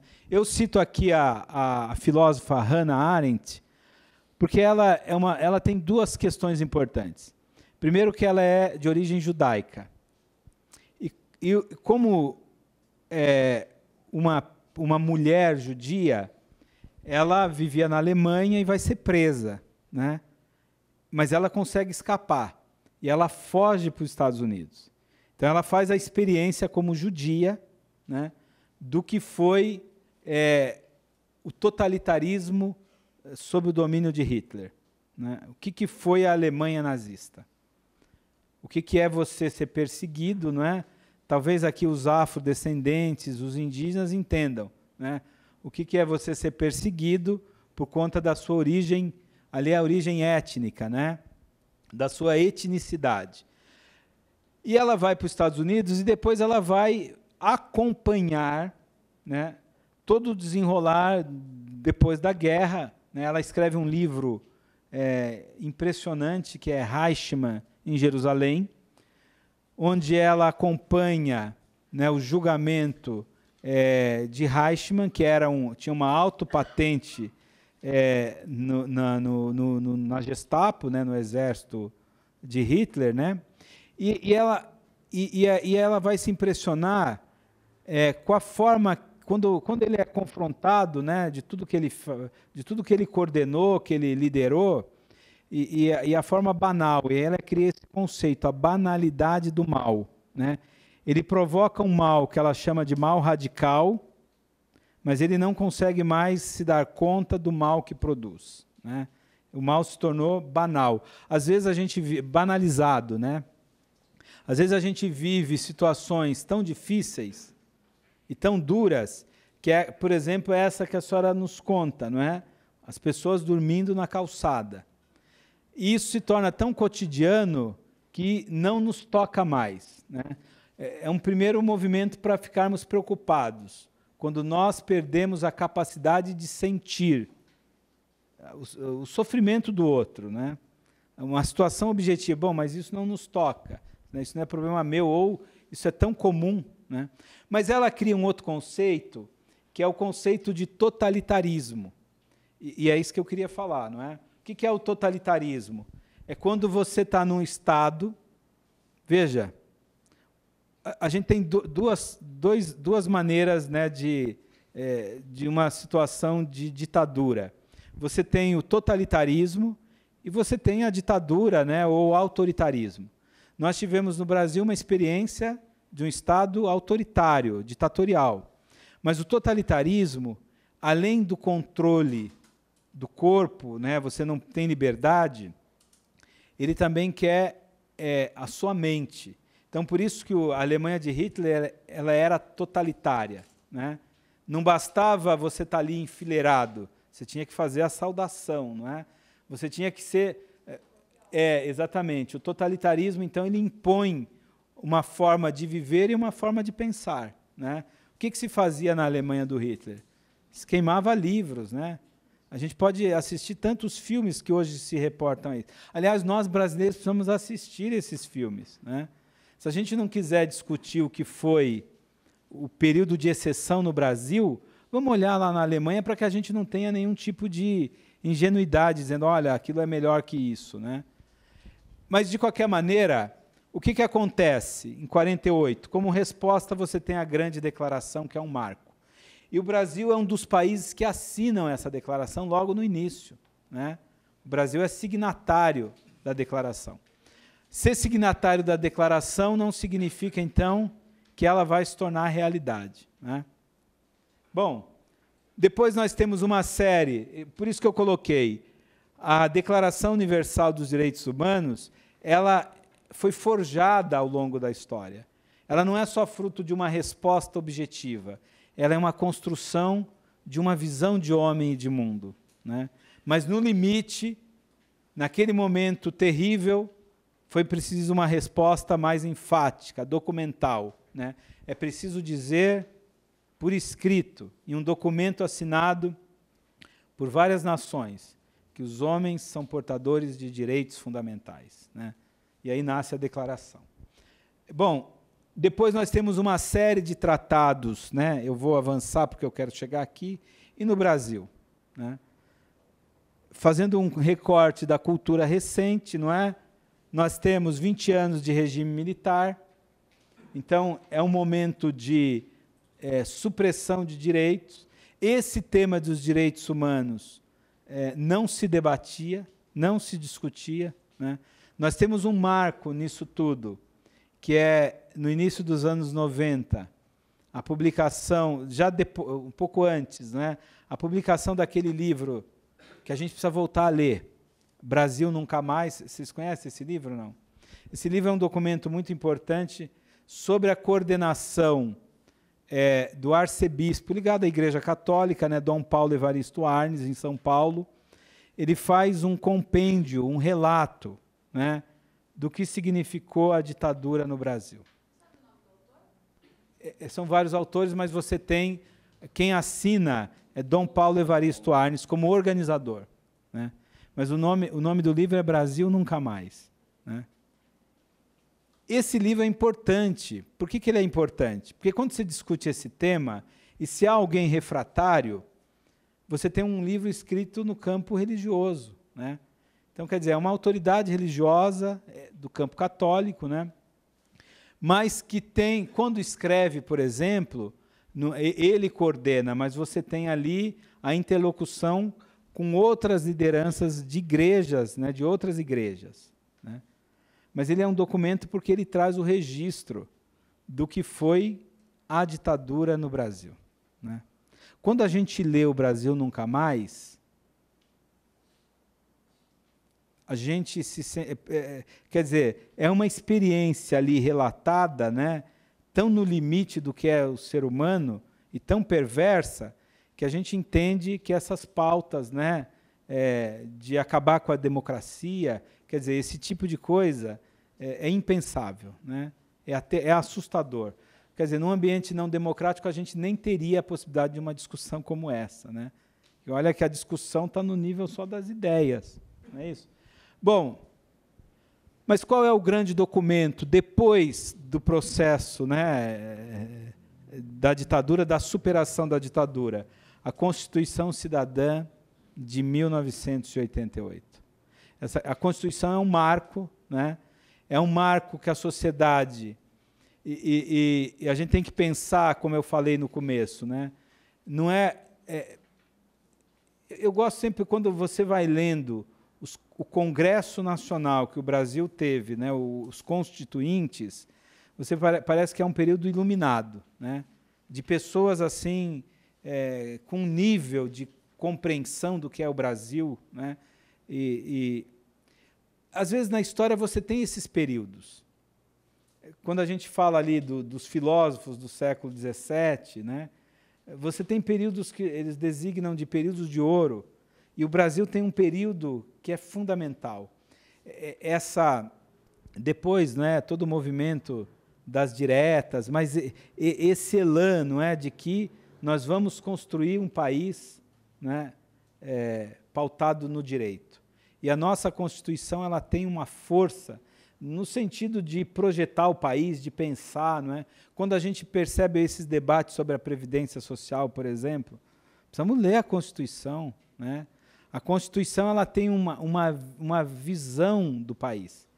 Por isso que tem uma leitura da Previdência numa perspectiva solidária, né? Bom, não sei se tem conselheiro tutelar aqui hoje, né?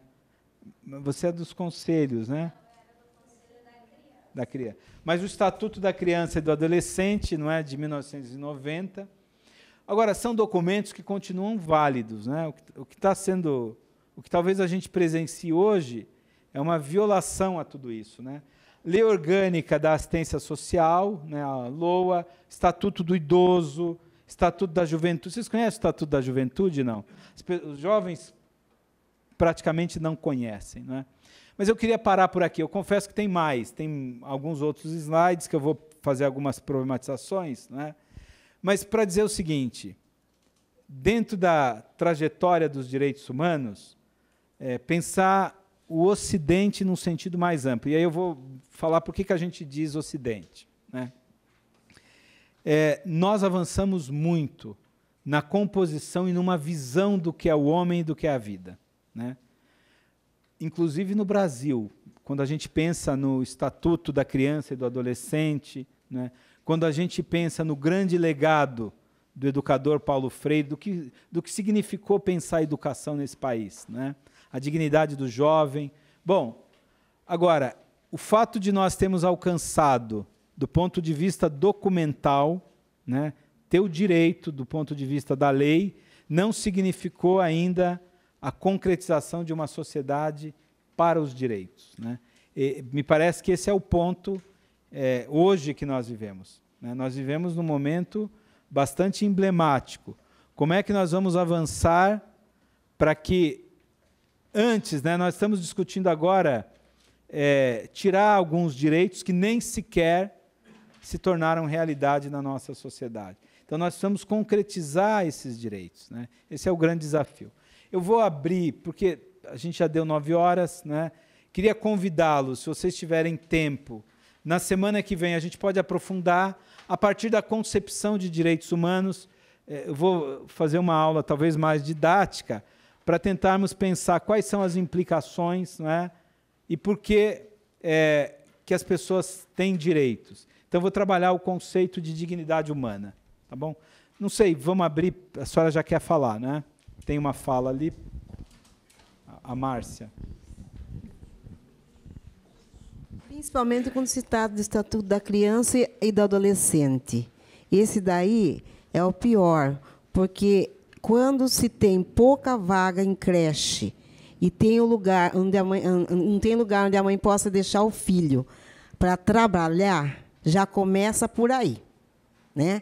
E que a gente sabe que existe muitas crianças que ainda hoje ficam sozinhas em casa para a mãe trabalhar, e tem bastante criança que ainda toma conta de irmão, criança pequena tomando conta de outra criança. Quer dizer, é uma realidade na cidade e em todo o Brasil. Então, a gente vê que realmente, né, só está no papel, mas na realidade não está. A coisa que mais me deixa triste é isso daí. Sabe, você ficar impotente, às vezes, diante de certas situações que a gente presencia. Porque, na realidade, você não vai poder denunciar todas as mães que deixam a criança em casa. Às vezes, ela deixa para não deixar e tem que trabalhar para poder comer. E você vê essa realidade diante de você e você pouco pode fazer. Porque, às vezes, essa pessoa que deixou a criança em casa não seja, talvez, uma pessoa tão ruim ou tão irresponsável. É que ela não tem outro caminho. Né? Então, a gente fica impotente diante disso daí. Então, são uma série de direitos que a senhora coloca. O direito ao trabalho, né? O direito da criança à creche. Então, como é que você dá conta, do ponto de vista social, de construir uma estrutura para que a mãe possa trabalhar, né? A mãe, o pai, mas a criança não fique desassistida? E a senhora tem toda a razão. Você culpar a mãe, falar, olha, como a mãe é irresponsável, é não olhar a questão estrutural, né? Tem só para ampliar um pouco, o Aristóteles ele usa ele vai discutindo lá no mundo antigo e ele vai dizer para que serve a política. Ele tem vários textos discutindo política e ética, né? E ele fala, a política serve para pensar a cidade, né, o político, como espaço de todos.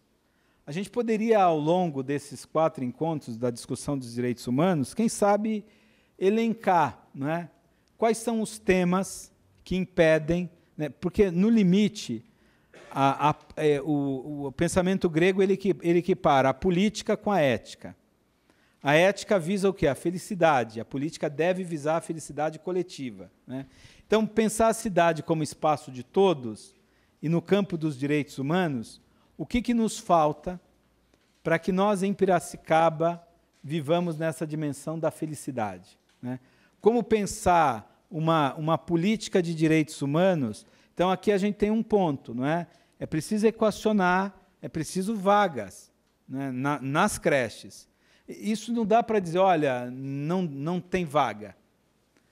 Porque, se não tiver vaga, a criança vai ficar em casa sozinha, porque a mãe não vai poder não trabalhar. Ela não vai poder dizer, bom, então eu abro mão, né? Tem algumas mães que podem, mas não é a realidade, né, das famílias pobres do Brasil. Então, o direito à creche, né? Então, como nós vamos construir uma cidade, né, que todas as crianças tenham a creche, né, que tenham acesso à educação, que sejam cuidadas. Não sei, talvez a gente pudesse fazer esse movimento, né? Ler a declaração e pensar o seguinte, se nós fôssemos fazer hoje uma declaração adaptada à realidade de Piracicaba, quais são os temas que nós colocaríamos ali como fundamentais, né? Isso é pensar direitos humanos, né? Nós tínhamos um prefeito em Piracicaba que eu sugeri para ele. Eu falei, por que não faz uma secretaria dos direitos humanos? Ele falou, mas sabe que eu nem pensei, não é? Será que existe isso? Eu falei, olha, muitas cidades têm, né? É possível, não é? Como é que nós teríamos, então, esse cuidado? É óbvio que aí a gente percebe o quê? Pô, Adelino, mas direitos humanos vai falar sobre todos os temas? Tem uma perspectiva interdisciplinar, transversal, porque todas as questões afetam, não é, a dimensão do direito. Não sei se alguém mais quer falar. Eu só queria fazer. Pois não. Eu acho que aqui nesses documentos, eu vou fazer a defesa do segmento que eu trabalho. Eu acho que aqui nessa listagem de tratados está faltando um muito importante, que é a Convenção Internacional dos Direitos da Pessoa com Deficiência, de 2008, né, assinado no Brasil em 2009. Porque também só a partir dessa convenção que as pessoas com deficiência são vistas como sujeitos de direitos também, né? Então, assim, só lembrar dessa discussão que a pessoa com deficiência nesse campo também tem direitos negados e violados a todo momento, né? A sua contribuição é muito importante, mas para dizer que aqui eu não me ative a uma listagem rigorosa. Mas tem um tema, por exemplo, a questão da acessibilidade, né? Nós avançamos de uma certa maneira, do ponto de vista, inclusive, legal, mas do ponto de vista efetivo, como tudo, né? É preciso avançar muito mais. é a questão da pessoa, né, que tem uma deficiência. Como é que nós vamos... É um debate que a sociedade tem feito, né? Nós vamos ter escolas, por exemplo, separadas, né? Há uma perspectiva mais humanista, né, no sentido que a gente pensa da inclusão, mas como preparar as escolas, né? Como aparelhar as escolas, inclusive do ponto de vista humano, para receber algumas deficiências que são muito exigentes. Mas eu queria dizer assim, esse é um tema sensível. Por que ele é sensível? Porque é uma concepção muito mais alta de homem. Quando você pensa que todas as pessoas elas têm uma dignidade, são portadoras de uma dignidade, você precisa criar estruturas para que essa dignidade tenha efetividade. Como é que era há anos atrás, né? Se eu tenho alguma deficiência, é problema de cada um, né?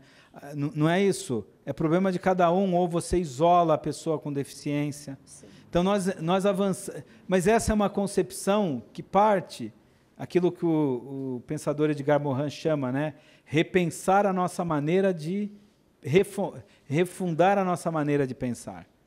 Porque é preciso olhar para o outro. Por isso que o tema que eu vou trabalhar, a questão da solidariedade, ele é importante, porque os direitos humanos exigem de nós não só outras estruturas, mas uma outra sensibilidade humana. Mas não adianta ter outra sensibilidade sem mudar estruturas, né? Mas esse olhar para o outro a partir da dignidade humana. Pois não, querida, ela quer falar lá, Fernanda. A gente pode ir, não sei até que horas, Nancy. Então...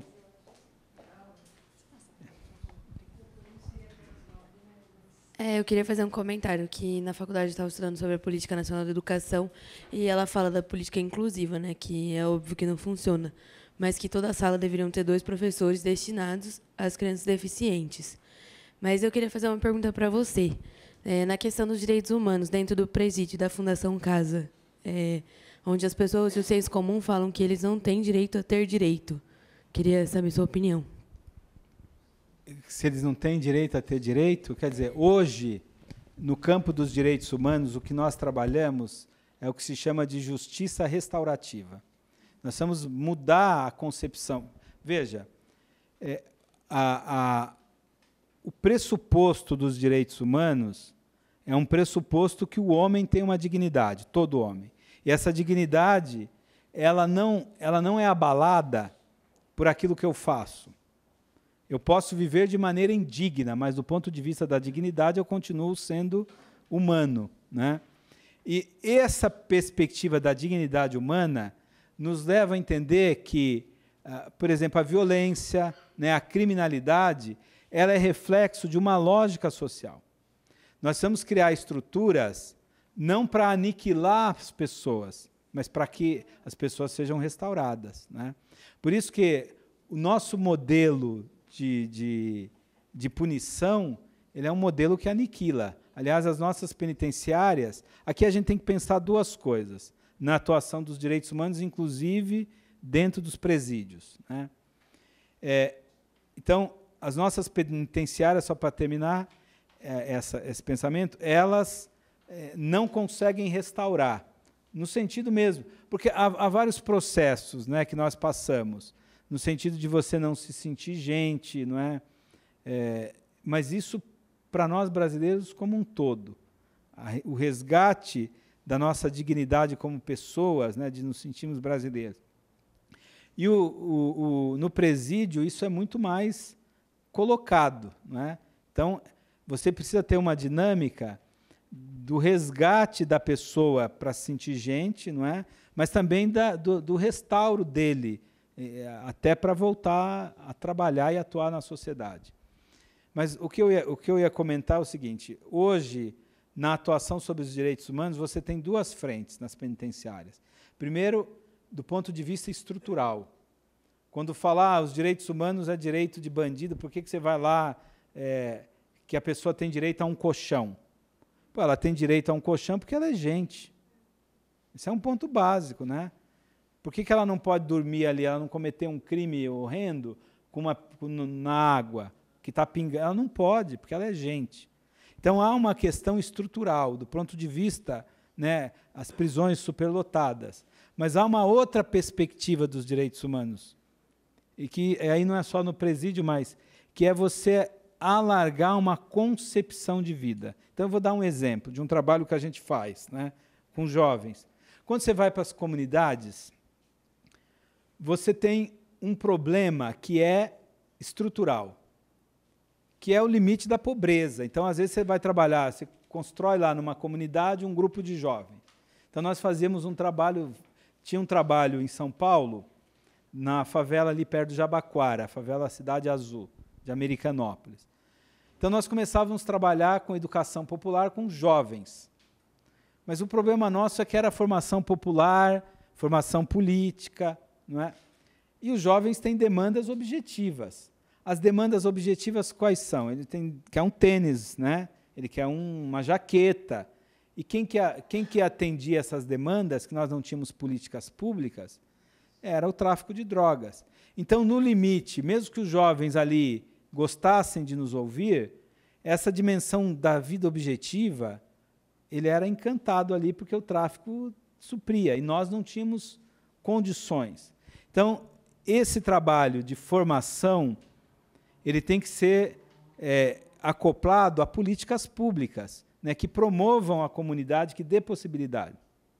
Mas o que eu ia falar então, é preciso avançar do ponto de vista estrutural, mas é também esse outro trabalho da concepção do que é a vida, das discussões, porque o jovem, ou mesmo na penitenciária, ou com as pessoas em geral, hoje eu acho que o brasileiro todo, né, precisa começar a discutir, o que a vida pode ser, para você alargar os horizontes. Nós estamos num mundo de horizontes muito estreitos. Então, isso já é alguma coisa. Se a gente consegue discutir lá com o grupo, o tema dos direitos humanos em presídio, muitas vezes vai nessa linha também, né, de conseguir fomentar no presidiário uma outra concepção do que a vida pode ser, de superar uma visão de violência, né. É evidente que não é fácil, porque não é um discurso, não é uma aula, né. Você vive num mundo que a violência é fomentada, né. Agora a gente está nesse debate, inclusive, né. Vamos todo mundo ter uma arma. Então, essa discussão, não é isso? Agora, como é que nós... Não sei se eu estou me fazendo entender. Como é que você alarga os horizontes da compreensão de mundo? Esse é um tema dos direitos humanos. Para as pessoas poderem pensar a vida numa perspectiva mais ampla. Às vezes você vai para uma comunidade, você está falando em leituras, não sei, vocês conhecem a realidade. Aí você entra na casa do jovenzinho, não tem um livro, os pais são analfabetos. Aquela sua discussão sobre leitura ela não tem sentido, porque ele não tem nem acesso, né, e mais do que o acesso, ele não tem a perspectiva, por que eu vou ler? Que é essa potencialidade que não aflora. Então, é preciso discutir isso. E a gente precisa fazer essas discussões na praça, porque não é só o jovem da periferia. Hoje nós percebemos no Brasil que a classe média bem estabelecida, ela também tem demonstrado uma visão estreita de mundo. De repente, a gente tem uma classe média que estudou em grandes colégios e que é adepto de um único autor. E aí depois você fala, onde estavam essas pessoas? Como é que eles passaram a ler esse autor? Porque a gente não se deu conta, mas o autor foi vendendo livros. E ele foi formando, né, um grupo. E era esse grupo que deveria puxar o país para pensar, né, mais à frente, porque teve mais oportunidades. Né? Mas vocês não percebem? Então, pensar direitos humanos, é preciso essa luta que é estrutural, mas é preciso também criar uma outra visão. É o que a gente fala, né, da educação para direitos humanos, que passa pela educação pela paz. Sabe qual é a estratégia para educar para direitos humanos? É no sentido de trabalhar com projetos, né? Porque você não vai simplesmente dar uma aula e agora eu sou um adepto dos direitos humanos. Às vezes uma aula que é aquele método, não sei se vocês conhecem essa tradição, mas na América Latina houve um pensamento muito crítico, que vem das igrejas. Houve uma época que as igrejas não eram como são hoje, não é? Elas puxavam um pensamento crítico e usavam da sociologia. Então, você tem duas correntes de pensamento na América Latina, que as pessoas, né, que é a filosofia da libertação e, no campo religioso, a teologia da libertação. E se criou um método. O método era o ver, julgar e o agir, que nós, nos direitos humanos, usamos muito. É preciso olhar a realidade e compreendê-la. Mas nós temos um critério. Qual é o nosso critério de julgamento? Os direitos humanos. O julgar aqui é o critério que nos faz dizer, ó, essa realidade não dá. Essa realidade precisa ser transformada. Agora, como é que eu transformo? Que é o agir, né? Me parece que a escola do Legislativo vai nessa direção, não é? Quando a gente faz um debate como esse, a gente está pensando tanto o critério do julgar, a perspectiva, né, do ver, mas também do agir, não é? Porque pensar é também uma forma de transformação. Quer falar? Não sei se tem mais alguém.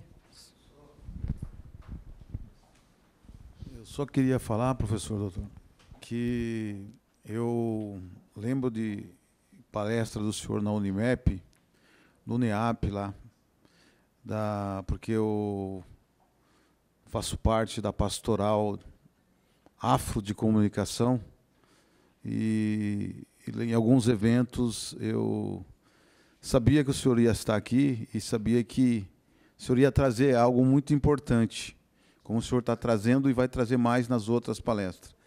E aqui sempre está tendo palestra do Dr. Osmar Ventre, que falou também sobre a justiça restaurativa, quando uma jovem disse lá sobre a penitenciária. E até convido as pessoas que o Dr. Osmar estará aqui no dia 26/6. Dr. Osmar, ele é pontualíssimo e é o colaborador desde o início da escola aqui. E a cultura da paz, justiça restaurativa vem bem nessa linha. Essa aula foi suspensa, ele teve um problema renal e está acamado. Então, ela vai vir só em agosto. E já estava com inscritos e tudo. E, infelizmente, não vai ser agora. Tá bom? Não, obrigado. É importante, mas a senhora viu que o tema abordado da justiça restaurativa é o que ele aborda sempre nas palestras dele, entendendo, com relação, que envolve até direitos humanos também. E é colocado na justiça restaurativa. E queria parabenizá-lo, né, por ter a oportunidade novamente de estar assistindo uma palestra do senhor, entendeu? E que em outros vários encontros participei lá no IMEP, da semana da afrodescendente. Aquela semana que era do curso de letras, né? Mas muito obrigado, que bom que você veio, né? E que espero que a discussão tenha contribuído. Eu queria só finalizar dizendo uma questão. Essa atenção aos direitos humanos, é importante que ele fale, inclusive, da tradição afro, ou quando a gente pensa na justiça restaurativa, né?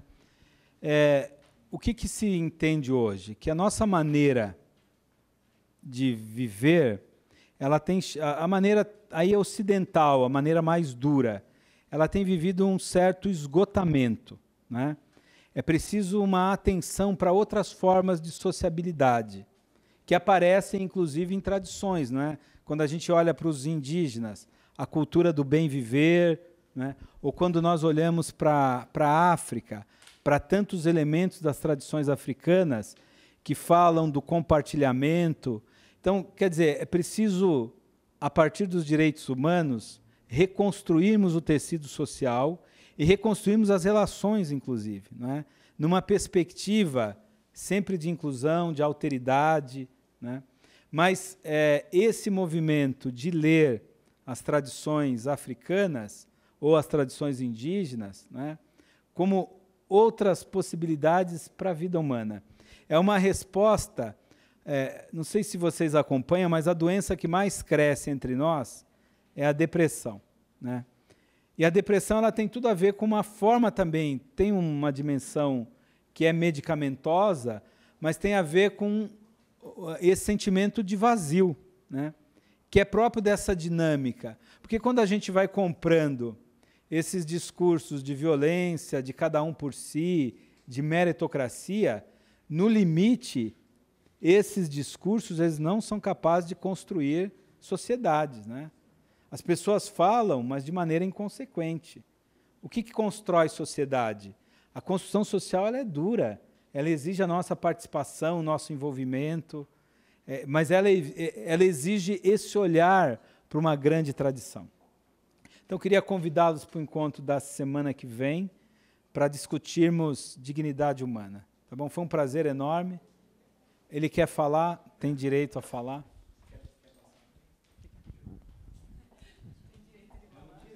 Então, só queria que você fizesse um comentário, assim, a partir da realidade do Brasil, no sentido de que você trouxe uma trajetória dos direitos humanos, da concepção do mundo ocidental, ou seja, da Europa, né? Então, eu queria saber como que se dá essa trajetória um pouquinho na América Latina e no Brasil, assim, pensando que no mesmo período onde que se dá essa declaração do direito do homem, né, se mantém no Brasil e dá início aí à era do ouro, né, e o fim desse ciclo da cana-de-açúcar, ou seja, a escravidão ainda era um regime e ela pautava essas relações, ou seja, a população escravizada não era humana nesse sentido, né, e ao mesmo tempo também que se dá essa declaração dos direitos humanos, vários povos ainda estavam em processo de libertação. Então, como que se dá essa trajetória dos direitos humanos em países que estão nesse processo ainda de emancipação política e, inclusive, humana, assim? Ou num país como o Brasil, que o racismo é estrutural, né? Aqui a gente tem que pensar que, primeiro, eu falei no começo, a dimensão abstrata do conceito, né? Se na Europa você avançou já do século XVIII para uma concepção de direitos, né, até de dignidade humana, o que vai acontecer, por exemplo, no Brasil, é a construção de um imaginário que o negro, por exemplo, ele não é humano porque ele não tem alma. Você vai criar estruturas para justificar, ou em alguns momentos vai dizer que o negro está numa condição, e o índio também numa condição menor, e o fato de servir ao branco é uma perspectiva, inclusive, para ele alcançar alguma dignidade ou alcançar salvação, né? Mas esse é um conflito que você vai percebendo o seguinte, eu estava nessa linha, se de um lado, na história da colonização, o discurso religioso ele foi muito importante para justificar a exploração do índio e a escravidão do negro, por outro lado, vai ser a mesma religião cristã que vai assumir um discurso de libertação. E mesmo no período colonial, quando a gente pensa em Bartolomé de Las Casas, que tem sempre os dois lados, mas que assumiu uma defesa intransigente dos índios, não assumiu a mesma defesa em relação ao negro, né? Mas ele já teve um discurso de defesa aos índios. Mas eu acho que eu não terminei o que eu estava construindo, porque na América Latina, então tem um filósofo argentino chamado Henrique Dussel. Então ele tem uma série de livros que ele chama Caminhos de Libertação.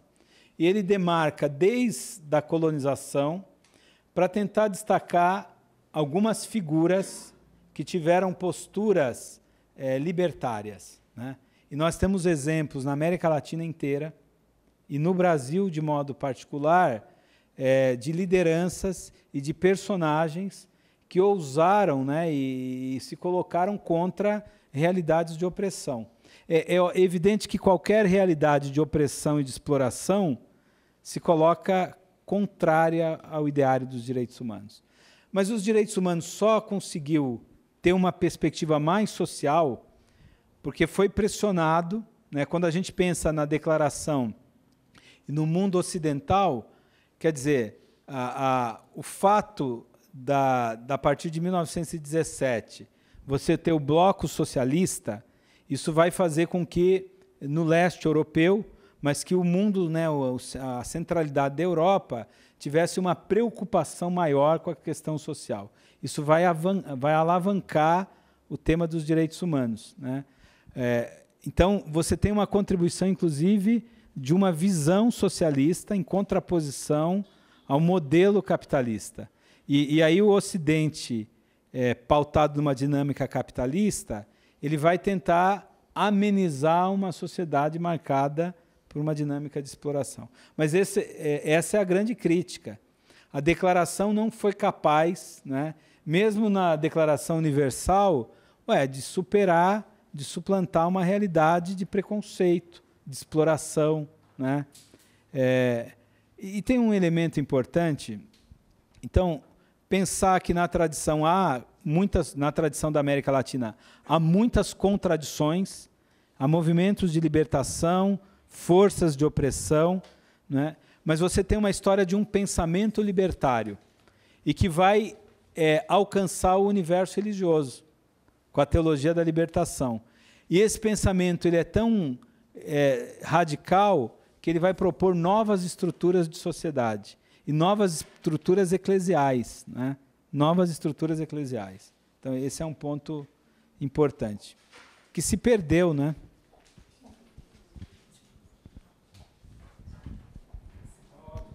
Boa noite, eu sou Laura. Eu só queria saber se na próxima etapa do curso você vai abordar sobre a questão do patriarcado, do machismo e dos direitos da igualdade de direitos entre homens e mulheres, porque muitas das situações de violências que a gente vê hoje vêm em cima dessas questões.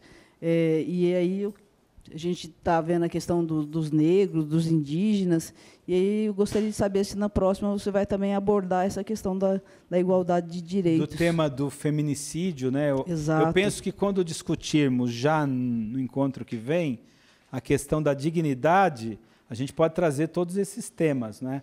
Até para apontarmos, para não ficar só no campo teórico, quais são as saídas, né? Quais são as possibilidades? Como é que a gente pode, não é, do ponto de vista de uma outra organização social? Mas eu acho que é um tema que vai aparecer. Porque como você trabalha com a questão dos jovens, eu acho de suma importância, tanto que o Conselho da Mulher, no dia 25, nós vamos estar realizando um encontro com os diretores e diretoras das escolas estaduais para a gente estar abordando essas questões, a questão da igualdade de gênero, a questão do combate à violência contra a mulher, porque a gente, no meu ponto de vista, a gente precisa tratar disso nas escolas, porque se a gente continuar sempre reproduzindo o machismo, como a gente vê numa série de famílias, e inclusive as famílias tradicionais, a gente vai continuar reproduzindo esse machismo, esse patriarcado, enfim, essa violência contra a mulher. E só é importante dizer, veja, quando a gente usa a palavra machismo, quando a gente usa o tema, né, ou a terminologia, a questão de gênero, parece que é uma questão meramente ideológica, mas que tem efeitos reais. Por isso que esse debate ele é fundamental, principalmente nesse momento que se fala em escola sem partido. Quer dizer, nós temos um lado, né? Qual é o nosso lado? A perspectiva dos direitos humanos, né? É preciso afirmar esse lado. E é preciso dizer que não é um discurso ideológico no sentido de entrar num campo que é da família. Ele tem um impacto social, né?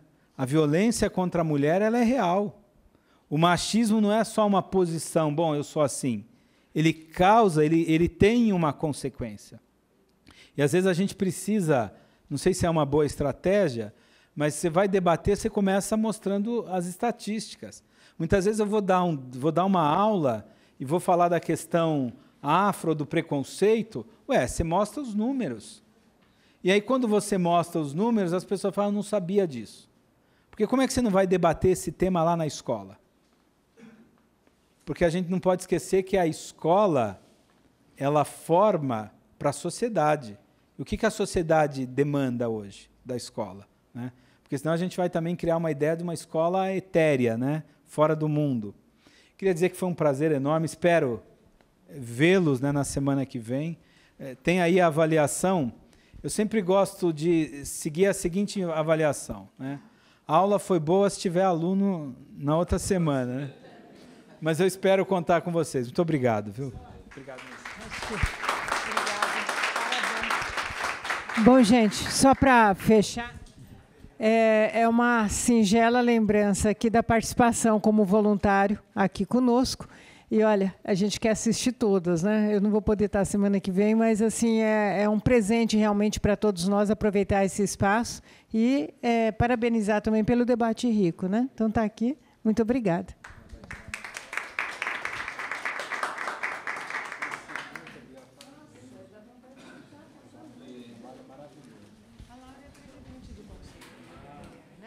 Então, aqui, acho que tinha também do observatório, e hoje, aqui